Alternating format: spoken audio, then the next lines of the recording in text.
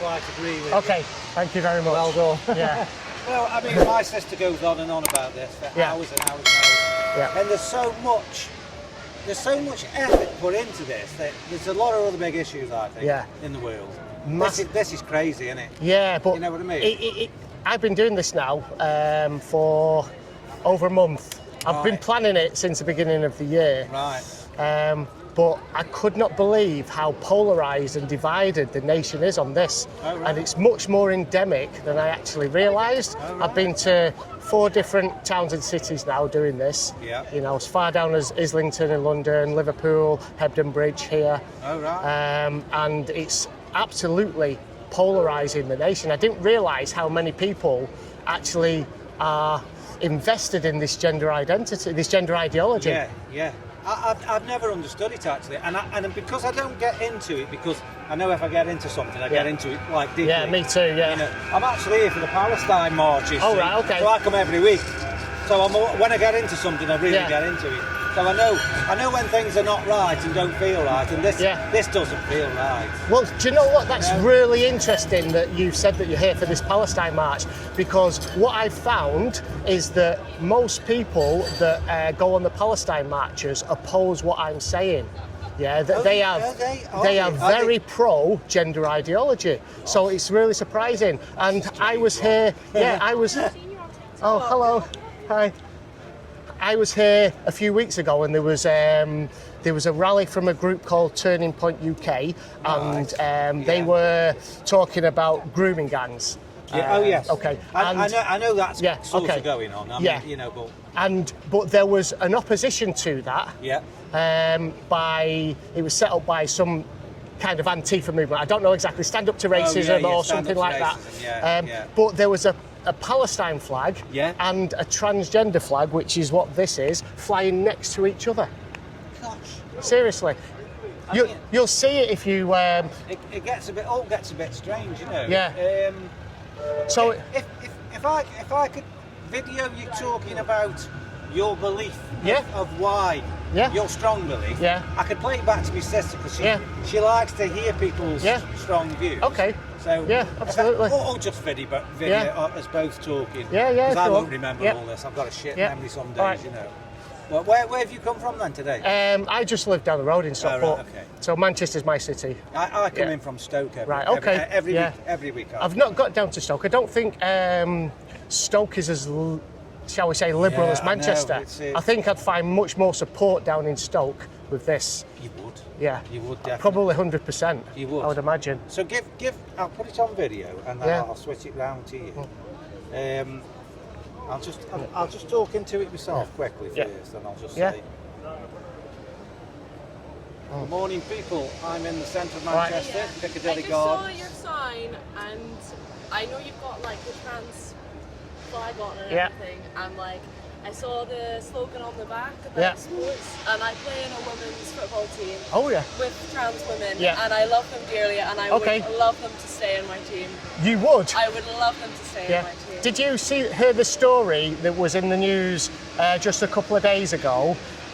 It was a lady called, the name is Eleanor King, and she was from Holland, and she was a rugby player, and she was tackled by a man identifying as a woman, and he ruptured her cruciate ligament and the medial ligament in a knee. Okay, that's kind of anyone in sport. Yes, you can, but men are physically bigger and stronger. You can be tackled by anyone in sport. There's rules in place to stop people from doing these tackles. You shouldn't be allowed to tackle like that anyway. Like, there's already protections in place. How do you protect against a bigger, stronger opponent, a male that's much stronger, much faster, more powerful, quicker? There's no rules in rugby of like how strong someone can be already. The thing that's in place to stop these like tackles is that you're not meant to injure other people. Like, that's already a rule. But injuries happen in sports, and you're going to get more injuries when you've got men competing in women, because it's. I don't see it that way. Okay, well that's physical reality. I don't agree. Yeah, well, I tell you what, I mean, it's good that you're having the conversation. I just saw your sign, and that's all I wanted to say. I actually don't want to be on a video, but that's just my... Okay, thank you. That's just my opinion. Thank you. Actually, she's done me a big favour there, because that is what you're up against. Yeah. You know, you're up against that denial. Yeah. I call it a denial thing. If a guy has got DNA and his bone structure as a man, he should not be in a rugby game with women. Yeah, and Really? yeah. So You for know. me, I would say that she's a traitor to women. She's a traitor to her biological sex. Yeah, there's lots of women that do not want men competing in their sports. They're segregated by sex for safety reasons. Yeah, but she doesn't speak for all women. No. And let's just hope that she doesn't get tackled and hurt by, you know, well, that may be the wake-up call that she needs. You know? Yeah, I mean, I just feel as though the brainwashing goes deep in Britain, and it doesn't matter whether you talk about 9/11, whether you talk about Palestine, Middle East, or something. Yeah. Somebody's always got like a polarised vision of what the truth is. Yeah. But for me, the reason I come to here is because now that there's like 60,000 dead and there's at least another 10 or 12,000 under the rubble, that's a genocide. It's a genocide. There's no hiding it. They flattened Gaza. 70,000 metric tons of bombs. That's something like the equivalent of 15 Hiroshimas. They dropped on that tiny little. Well, basically, they're all refugees. So that's why I come every week. Nobody can tell me that isn't a genocide, what's going on. I'm quite surprised that that somebody that comes to the Palestine protests actually supports what I'm doing, because that's been the opposite to what I've actually faced. That's strange, you know. isn't it? You know, well, I mean, we are a multi-faceted sort of human beings, aren't we? We've all got our own reasons for believing things, but yours is an absolute. There's boys and there's girls, there's women and there's men. There's no in between. And I've got nothing wrong with say if a guy wants to dress up as a man, like a transvestite.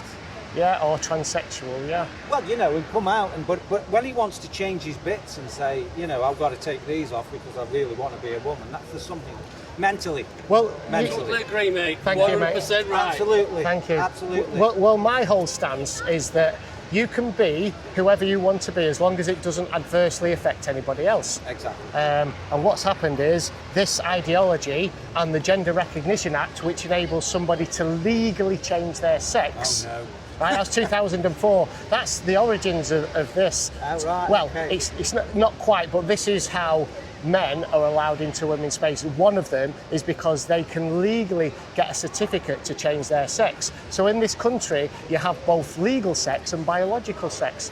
Wow. A lot of people don't know that. Okay. Not just this country, there's at least 25 countries around the world that have a Gender Recognition Act. Wow. And this is why the Supreme Court judgment in Scotland just a few weeks ago was needed, because they had to clarify in the Equalities Act 2010 what the definition was of a woman was. Was it a legal definition of a woman because you've got a certificate, or did it mean a biological woman? one. So it clarified that it meant biological, Gotta be because on it. these people were using the legal definition of a woman to allow men into women's spaces.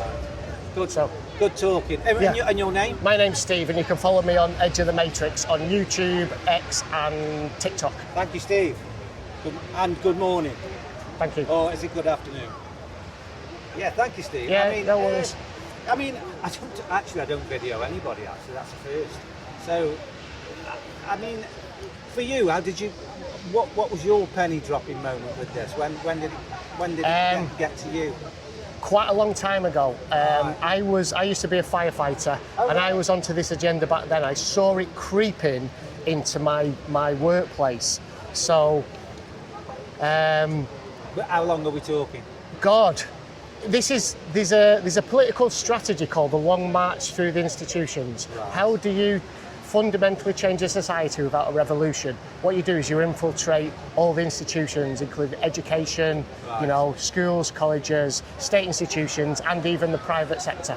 Right, So I saw it coming in like the early 2000s in my job, and then people started using preferred pronouns in their emails. They send a fire engine to every Pride event. They were dishing out rainbow shoelaces when you went. They flew the Pride flag outside. And how did you feel? What? I was thinking, where's this coming from? The fire service is supposed to be about protecting the public in an emergency, not a virtue signalling organisation. Exactly. Which is what it was, or what it was becoming. And then I'm a sportsman. I've been a sportsman, various different sports all my life, and then I saw men entering women's sports, and I thought this is definitely not on. It's wrong, isn't it? Yeah. So, I've been on this probably, seriously started considering it. Yeah. And just before the COVID times, and then COVID came, and that was a big distraction. You know, so. It was a big distraction. Yeah, to say the least. I've got a lot to say about that. Yeah, me too. But that's not what this campaign's about. No. Are you? I'm not saying. Are you all alone at this, or are there other people Just out me. there? Oh, there are other people out there. I basically copied a guy called Billboard Chris from Canada, and he's been doing this for 4 years. Right. And when I decided to do it, I reached out to him, spoke to him via email, and he asked him for advice, and he gave me his advice, and said, it's great that I'm doing it. What was your first day like with your billboards? Bit strange. It was a little bit strange. I was over there, just a little bit further down there, and it was raining all day. It was the Easter weekend, actually. Oh, was it? And I didn't know which questions to expect. Right. And now what I've realised, it's the same questions every time. And so have they got any defence about it, or is it just the same old, sort of wokey type? Yeah, they're all singing off the same hymn sheet, so they've all read it somewhere. Yeah. And that girl there, that's a typical reaction, basically. Well, it's a little bit different from her, because she was talking specifically about her sport. But that reply there where she said, well, people get injured in sport all the time, regardless, that's a typical argument. Yeah. That's the main argument. And I suppose her other argument was that physically, like, girls can be very strong as well, can't they? Yeah. Some girls are stronger than some boys. But on average, you can narrow it down to specific examples. I've competed in sports, in CrossFit in particular, where there's some world-class women that have absolutely kicked my arse in CrossFit events. Really? I'm not the biggest guy, but I'm fairly fit and strong. I suppose to do your fireman job, you have to be really fit. Yeah, absolutely. But again, the fire service have got this. They started to employ people that weren't firefighters to be in charge of the recruitment process. Oh, right. And they've fallen for this equality, diversity, inclusion, where they're not getting the best people for the job. Right. I was a recruit instructor, for quite a number of years, and I was seeing people coming in to do the job that weren't really up to it, but because they invest so much money into them, they'll get them through by hook or by crook. Okay. And the fire service and the effectiveness of the fire service is going down as a result. Yeah, of course. Yeah. It's been a fascinating talk. I mean, mine doesn't start till 12 here, but we normally go on a march, and I'll probably pass here with about 500 people in many. Well, when you do, get close to me, because you'll probably come down this side. You'll probably see a lot of them having a go at me, based on past experiences. Do they boo you and stuff like that? I just get called names. I get called a transphobe, far right Nazi, spreading hate. No. And this is. Do you? I do, and there's a group called Human Rights First, and they produced, funded by the Ford Foundation. This is a top-down movement, and I can't remember the exact name of the paper, but it was How to Combat Anti-Transgender Rhetoric from Far Right-Wing Extremists. Something along those lines. Right. And a lot of the people that argue against me are repeating verbatim what comes from that. So I can see now where you're saying to me this is unusual that I should be. Because they think of you as. Why would they think of you as far right? Because that paperwork tells them. Their papers tell them that. It's just it's brainwashing, isn't it? It's brainwashing, I've got friends and relatives who I dare say have got tendencies to the right, you know, a bit too far, some of them. And even I've got one mate who I've known a long time, I think he's got more racist than racist as he's got older. And if I said it to his face, it probably would hurt him. But his rhetoric is anti-immigration, and that's not English, and what's happening to the Englishness of the country, and where are we going, what are we going to do about all these foreigners coming in. And it's, every time I meet him, I get this driven into him. And, you know, yes, I do know the borders are a bit porous, and we do need them tightening up somehow. Because if me and you went to Australia and we're white, we'd have to cross we'd have to jump through so many hoops, wouldn't we, to get into Australia, and we're white. Yeah. So why isn't it that way with us? Coming to England, and we've got this, we've got roads, and we've got schools, and we've got hospitals, we've got firemen, we've got a health service that's actually free at the point of entry, which I think is a godsend to most people. You imagine what it cost me and you to have health insurance in America. It's crazy over in America. It'd be enormous. It is. The health. If your mum spent, say, 3 weeks just having some tests in a cancer hospital in Ohio or somewhere like that, you imagine how much she'd be in debt for, or how much insurance she'd have to have. I hope we never go down that end. Yeah. But getting back to my point is, England is a nice place, but there's been a lot of work to build it into a nice place. Your mum and dad, my mum and dad, working class miner from Scotland, came down to Stoke-on-Trent in the mid-40s. Right, that was your dad, or? That was my dad, working hard in the mines, paying his national insurance. All that built Britain. We built Britain. A lot of people didn't, did they? You know, but that isn't a racist tone. And what I'm saying is, you drop on these shores, and instantly you've got this, haven't you? But you need to work for it. That's my right, view. Yeah. Do you know what I'm not sounding racist here, am I? No, I mean, I get people from the left and the right actually talking to me. I feel like I'm politically homeless at the moment. I really do. I used to, That's a really good. That's how I feel. I'll ask you a couple of questions afterwards. Yes, definitely. You do? I feel politically homeless. You know, I was a member of the Fire Brigade Union. They let me down during the COVID era. Right. Don't really want to go into that. It's not really about that. You know, so being part of a union means that you're leaning to the left a little bit. And I did have some socialist values. I feel like that's good. That's good. I feel like we need a mix, because I feel like I'm in the middle now. Right. I really do, the middle ground. But are you liberal then? I'm not. I mean, how do you define that nowadays? I don't know. You know, because they call them liberal lefties now, don't they? So that's what I'm saying. There's no liberal, and there's no. To me, there isn't any. There isn't any difference between Tory and Labour now. They're almost the same.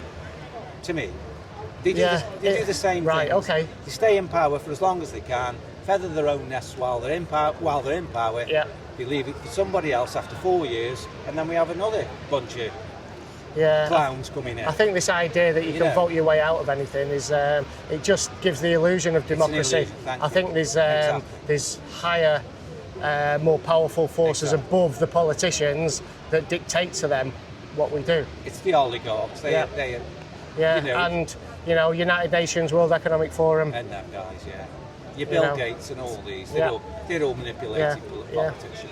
Bill Gates flies over every now and then, gets an invitation. Well, tells them I'm coming over to speak to you at number 10, and tells them how it's going to be. Yeah. He came over to tell them to put the inheritance tax on the farms. Did he? Yes. Yeah. Wow. Because what they want to do is get rid of privately owned farms, so that either these big oligarchs or big corporations can buy up all the land. Yeah.